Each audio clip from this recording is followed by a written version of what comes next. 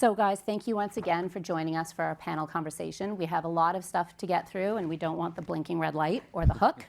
So we're gonna kick it off right away with a question to Michael, only because you're sitting closest to me. Your choice. So Michael, help us understand the landscape. From your experience as a developer, what are the primary challenges that we're facing in improving housing affordability today? And how have these challenges evolved over the past few years? Well, I think that Mike did a very good job talking about the cost side of the business. And spoiler alert, it's not going to change. It's not going to drop. If you think about any development, there's really 5 pieces. There's land, there's hard costs, there's soft costs, there's interest, and there's taxes. Land is a tricky one. You could argue land has dropped a lot, but then vendors don't want to sell. So has it really dropped? You just get kind of this stalemate situation happening. Hard costs have been going up, and I don't expect them to stop going up. In Quebec, we just had an 8% increase for laborers. Tariffs are going to do what they're going to do. Maybe they're going to affect everything. Maybe they're going to affect, God willing, nothing, but that's going to create an inflationary component. Soft costs, honestly, are a very, very small piece. So you could put soft costs at 0. Most projects might still not work. Interest, I mean, if the bank wants to lend me money for free, I'll gladly accept it, but I don't think that's going to happen. So it costs money to borrow money. And then you've got taxes. And when I say taxes, like I kind of throw everything in there. What does it cost me to get a permit? What does it cost me to rent the street? What does it cost me for whether it be social housing taxes or park taxes or REM taxes? It seems every year there's like a new version of this. And if we look at what those different components were like 5 years ago, 10 years ago, and a percentage increase, taxes have actually probably gone up the most, at least in Montreal. Maybe they're trying to catch up with Toronto, I'm not sure, but it's been a big percentage increase. So I don't see where any of this is really going to change.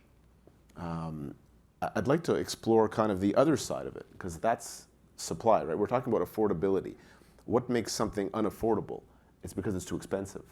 So how do we make people able to afford what is expensive? Either they make more money. Okay, that's what is going to take, I don't know, 27 years or something like that. But I think there's other ways that people are not necessarily talking about. Most individuals don't necessarily look at the price, they look at the payments. And we have this, at least in our business, we do some condo, by the way, we do rental and condo, way more rental, but we do some condo. People have a hard time getting approved. They want to buy, they have a down payment, they don't get approved. And it's often because of calculations that are made and the bank decides or the CMHC decides these guys can't afford it. But wait a second, what can we do to make them afford it? Why don't we talk about reducing or tying age to amortization? You know, there's no reason that if I'm 20 years old that I should be stuck with a 30-year amortization where I could get the same thing if I'm 50 years old. I should at least get an extra couple of years. You know, I would go as far as to say it wouldn't be such a terrible thing to just do interest only or 100-year amortizations like they do in other parts of the world. But I think that if you start putting together or giving power to younger people to help them afford what they can't afford, we're going to have a much bigger impact, at least much faster impact. In terms of other challenges, there's for sure approvals are challenging. They've gotten a lot better, admittedly. I think every level of government has said, wait a second, we better speed this up. So Montreal has a great new program. They have 120 days to give you a permit. I don't know what happens if they take longer. I'm going to find out soon. You go back to the start of the queue. I don't know, but they have 120 days to give me a permit. So I got one coming in 30 days. I'll let you know. Okay. I look forward to that. Thank you. Thank you. So I think that we're fixing that issue slowly. The different building codes is another one. I mean, literally, you could have one type of piping in one part of Montreal and they require a different type of piping in another part of Montreal. It's completely ridiculous. You know, we have a national building code, let's just use it and respect it and move on. So in terms of, there's a lot of challenges. We can only, as a private developer, address some of them. We need support from every level of government, right from, really, I think municipal is the one that has to step it up in a huge way. Provincial, I would love to see the Quebec government take taxes off purpose-built rentals, or at the very least, increase the rebate level. It's been the same for 25 years. Everything else has gone up. Why shouldn't that follow? And the federal government, is making great initiatives. I don't really know about this build idea. We have enough competition. If the government is going to start hiring our plumbers and our formwork trades and everybody else, I think that's going to have an opposite effect. So hopefully that's not really the route that we're going. But I think if we all work together, there's some good programs at CMHC. When you can get approved for them, they're great. So those are helpful. Okay, thank you. It's quite complex, and I think that bodes why we're all sitting here having conversation about it, because there are so many different layers of complexity sewed into the challenges that we're trying to address, which brings us kind of to the so what, right? Clearly, we're not just trying to solve these problems or address them for today, but we're looking down the line into the future. And so, Dave, I'd be curious to get your take on, from your point of view, what are the consequences? What are we actually doing and creating here? What happens to our future?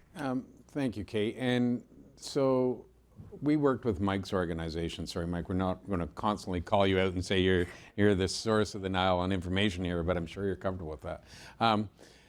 We did some work on looking at what population trends within the GTA are, and that's my knowledge bias as we represent the GTA. And 80,000 people are moving out of the GTA every year because of affordability problems. And it's not just housing, it's other affordability components, but largely driven by housing. And when you look a little deeper into that, it's the people that are moving out are exactly the ones looking for that 3-bedroom house. They're looking for, they're in their family formation years, that demographic's moving out and taking the children with them. So from a GTA perspective, there's a number of reasons for those affordability. The Greenbelt, of course, is one of them, which influences cost of land. But the cost of doing business and the cost to build, which is our version of cost of delivery, has just gotten too high here. So I hear what Michael's saying, but I'm choosing to be an optimist right now. Because we are in a very difficult time. Within the GTA, sales are 85% of the 10-year average when you blend high and low rise. And we finally have government's attention that the status quo isn't going to work. And so where I would argue that we see changes in the cost of delivery related to the taxes. The market's going to do what the market's going to do on land and materials, et cetera. But if you accept that the housing issue is a national issue, that it's framed provincially and implemented municipally. Nationally, a huge conversation as part of the most recent election was the number 2 issue people were thinking about when they went to the ballot box. The changes on HST, changes on MERBs, changes on public builder, changes on a number of things. We think there's opportunities to improve them, but it was part of the dialogue. Provincially, here in Ontario, once again, my bias, we've seen a major initiative last week from the provincial government to lower the cost to build through making changes in development charges and speed up approvals of some of the Planning Act charges, which I won't get into details in. Municipally, this is the one where it really quite shocks me, we're seeing certain municipalities lower the DCs, Vaughan, Mississauga, Burlington to name, others delaying DC collection till occupancy, which is a step in the right direction from indexing interest costs, So we are finally seeing this coalescing that Einstein's definition of insanity, doing the same thing over and over again and accepting the different outcome, not going to work. Just like the Maple Leafs, it's not going to work. I'm finally realizing that. Sorry, I need to just, Canadians fan to my right here, but whatever. I'm still on the panel after he said that. But all joking aside again, but we really are seeing change. And that's why I'm an optimist. We haven't seen enough change, but we've seen a recognition that change needs to happen, and we're seeing it at all 3 levels of government, because we certainly can't sustain the current situation, and every conversation I have is, okay, what can we do to help government create change?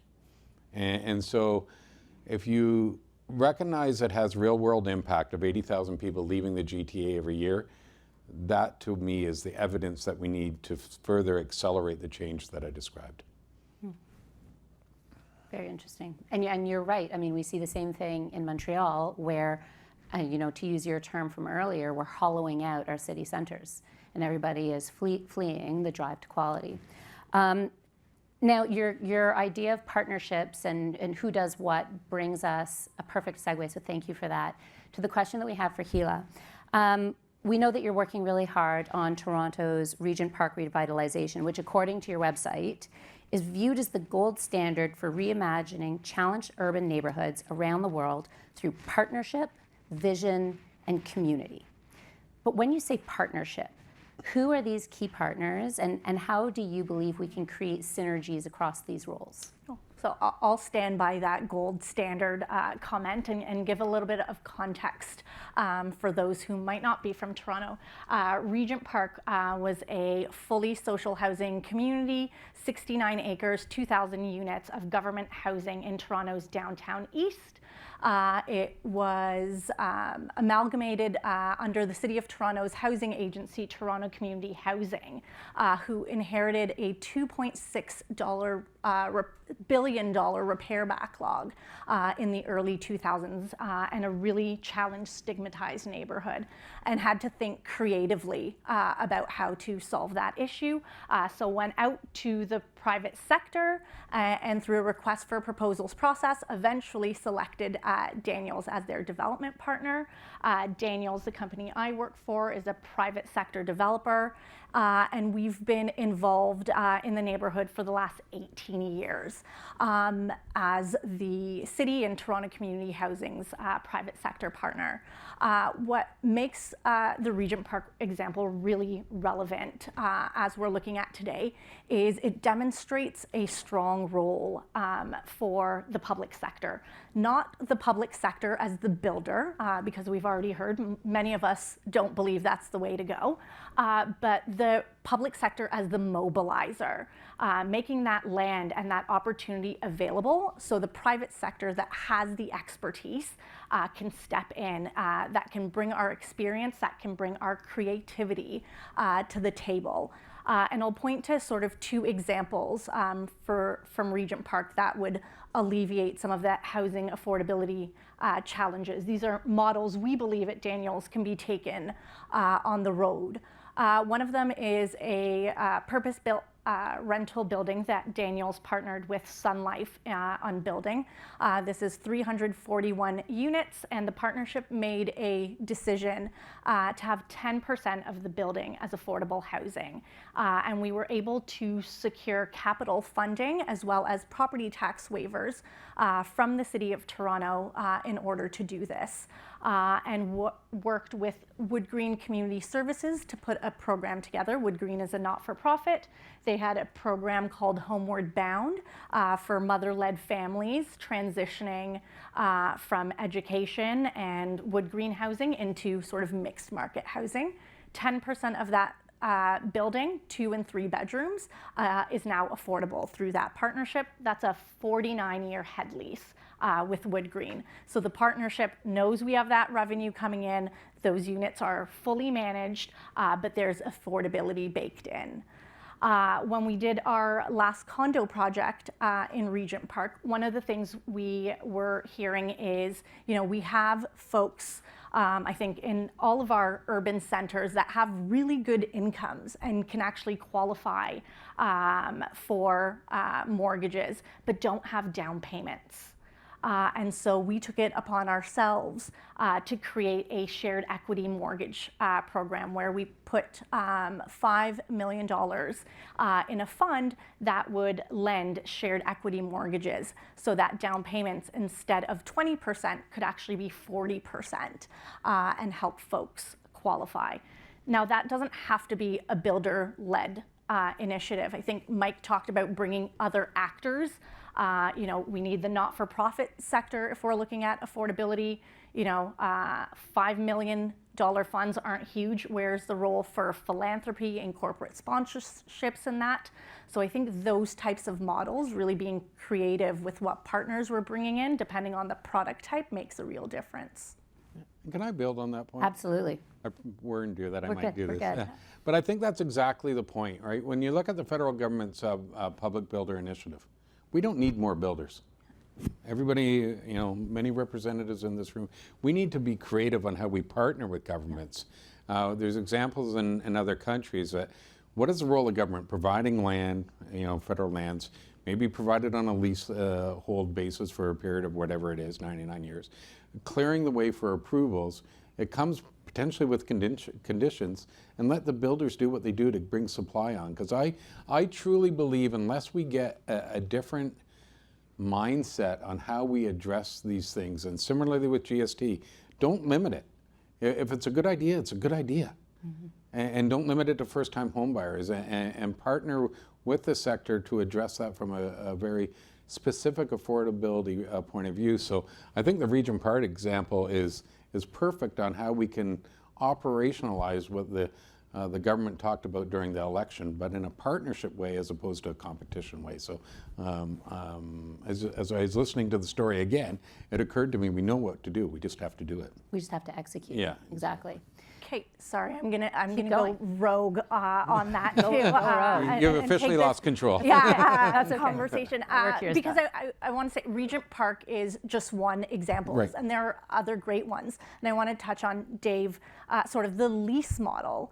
We saw it in West Donlands here in Toronto, where the government, similar to a Regent Park process, went to a request for proposals to the development industry. I think there were 13 proposals for land on a lease that would create more affordable housing, with the stipulation of 30% of that housing being affordable.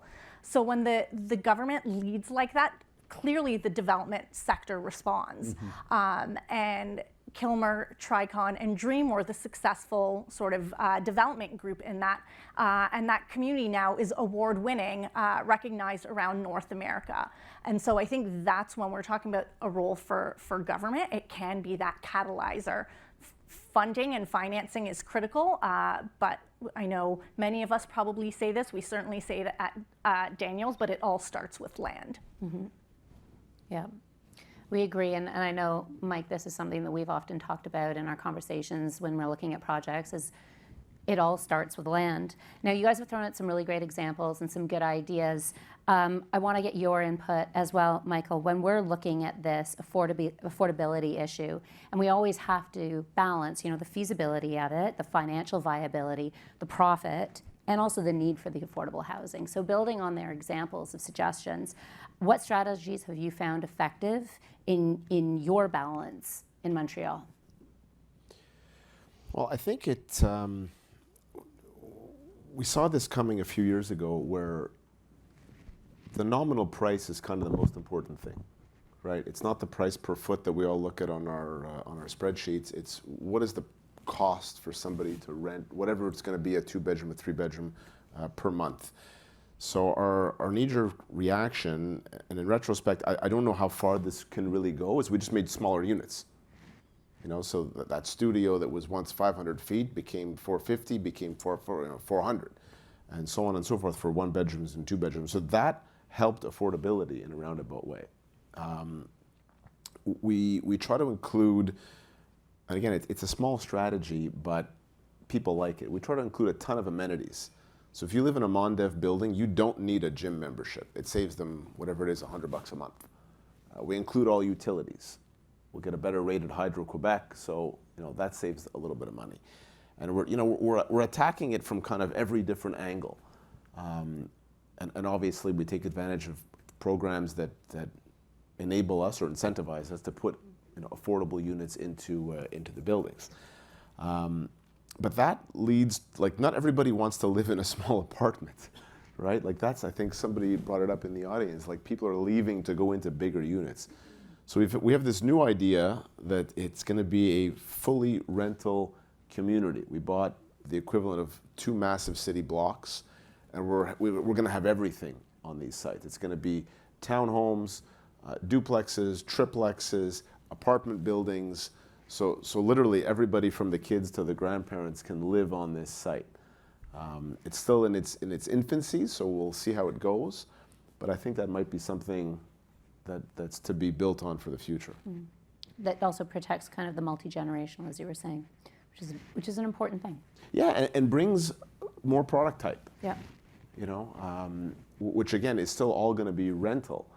I think there needs to be something to encourage or to not totally kill the dream of home ownership, because the rental is great, but it's not everybody that wants to rent forever. So, you know, my solution is focus on that because that's the business that I'm in, but I think there's got to be stuff for, because if all those houses come on the market and they don't get inherited, who's going to buy them? You know, Not let's my face it. son, who's going to be living in my basement until There you he's go. 34, right? You know, traditionally you started out with a small property and then you sold it and you bought a bigger one and then you bought a bigger one and then you bought ultimately that family house that you lived in forever. I don't know what happens if that first one is never purchased. Yeah, you're right. So now I'm going to bring it back to Gila, hearing again more challenges and complications that we're facing. I'd like to know from your experience, what are some of the innovative approaches that you and your team have seen which can improve affordability and help address some of the concerns that Michael brings up and that we all face? Yeah. I'll start with a personal experience first that sort of touches on what Michael talked about. I bought my first condo in Regent Park through a really innovative approach. In the very first building, Daniels and Toronto Community Housing had to demonstrate that, you know, this neighborhood was going to be just like any other. It was going to be successful, and they were able to put creative financing in place that let us build before achieving a sales test. And so we were able to offer occupancy within a year, and the down payment at that point was 5%. Down, and you could actually pay your deposit $1,000 a month, but you had to hit that 5% before you got to occupancy. And so that let 22-year-old me, I had just finished my degree at the University of Toronto. I was working at the sales office, stuffing the brochures at the front reception desk, and I was like, hey, I think I can do this, and convinced my parents to give me $3,000 as my graduation present instead of buying me something to buy my first place. And that simple decision has literally set me up for life. I do not live in my parents' basement and won't have to, thankfully. But those types of creative moves, when we talk about home ownership, are really instrumental. I'm also feeling a bit inspired by the US, believe it or not. I was in Denver last week at the Urban Land Institute's spring meeting, and there were a number of sessions on affordable housing, attainable housing, missing middle, workforce housing, all of the terms that we used here. And what really caught me were the models that they've created there, where rental housing had 7 different lending sort of vehicles. Like the debt came from 7 different lenders, a combination of banks, of impact investment funds, of government tax incentive programs. When I think about how we do rental housing here to create affordability, we're really relying on CMHC. There are no alternatives. So to think that, you know, affordable housing, not just affordable housing, workforce housing, middle housing in the US is created with 7 different financing buckets was quite incredible, and really has me thinking about, okay, how do we recreate that here?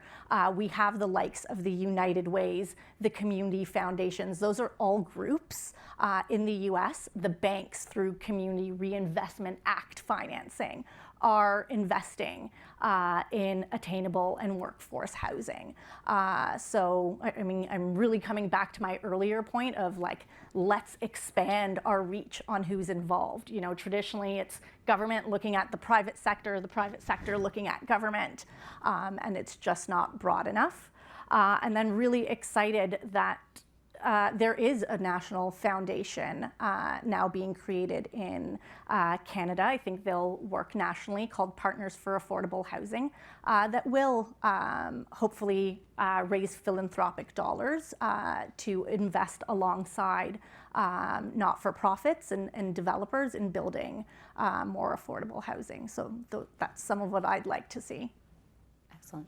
I want to jump in and add something Go, to that. please. Because, you mentioned CMHC. CMHC is great, but they're the only game in town, literally. And if you're, CMHC kind of treats everybody the same way. If you're buying buildings, it's the same program through CMHC as if you're building them. I mean, that doesn't make any sense. If I'm buying a building, I'm not adding inventory. I'm just buying a building, big deal. When I'm building one, I'm actually creating something, I'm putting units on the market. In my point of view, that CMHC is looking at me and the building buyer in the same bucket doesn't make sense. There should be a different set of programs or a different set of whatever you want to call them to enable builders to add inventory. It shouldn't be the same thing. And innovation can't be just defined as construction. I think what Hila was saying, how do we finance? What's the role of, in this industry, in the condo part of this industry, pre-construction financing is so important. If the pre-construction buyer has gone away because of a variety of things, including bans on foreign buyer, what do we do to replace that? How do we convince government that the capital is good because it encourages supply? So what I get motivated by is just let's redefine what we mean by innovation and make it broader, right? And I think because, as you were saying, Michael, there's so many components of buying and building a new home. Let's make sure we apply innovation to all of that. Yeah. Yeah, it doesn't make any sense really that I can put up an apartment building without one lease. I've done it how many times, Mike? Not one lease. Nobody's ever asked me, do you have a lease? No, of course I don't have a lease. The building's not finished. But you want to put the same condo building up? Yep. I got to have 100 sales or 200 sales, whatever it is. Why? Yeah, I agree. See, we just solved it. There we go. Your work here is done. Now, guys, we do have 2 minutes left. And Dave, because you began, your part of our panel discussion by declaring that you were an optimist. And you're optimistic about the future and what we can do and how we can change it. And a lot of the conversations that we have been having is, we all know our lane, we know our role, we know how to branch out and to try to be innovative. But a lot of the conversation has also come back to the government and what is their role and how do we help them mobilize and do what we need them to do. So if you could leave us with 2 thoughts on how to bring the government in and really catalyze, what would it be? We got to stop whining and be part of the solution, would be one thought. And I just look at GST, for example. The federal government has indicated that they want to exempt first-time home buyers, you've heard it more than once today, for $1 million to $1.5 million. That's great. Applaud that initiative, but indicate how it's not going to work, right? And bring facts to the table on how that can work better. There's a lot of inventory in the market right now. Having a GST exemption for buyers will take up that inventory and eventually bring supply on. So come with solutions, not complaints. And the second idea is that recognize the responsibility we have to your 13-year-old son, to, we all have our personal stories here on this is such a tremendous industry to work for and represent. Come with that sense of optimism that the same old isn't going to do it. The small condo isn't going to be perhaps part of the future. So what do we need to do to make larger units? How do we facilitate people that want single-family homes? Maybe it's a different way of looking at the land because, as Michael said, it's been part of the bigger costs. So just be creative on solutions and recognize the responsibility we have not only to return profit, which of course is the primary one, that's why people are in business, but the fundamental need that housing represents. So I have to be optimistic because it's too important not to be. I agree. I'm a Leaf fan too. Yeah, well, up until Sorry, that last time I point, say I it. was going to say very well said. But again, That's all the time we have. We've got 6 seconds left. So I want to take those 6 seconds to say thank you to all three of you for making yourselves available today, to chatting with me, to educating our group, and to continuing the conversation. And with that, I'd like to hear it for the panel, guys. Round of applause.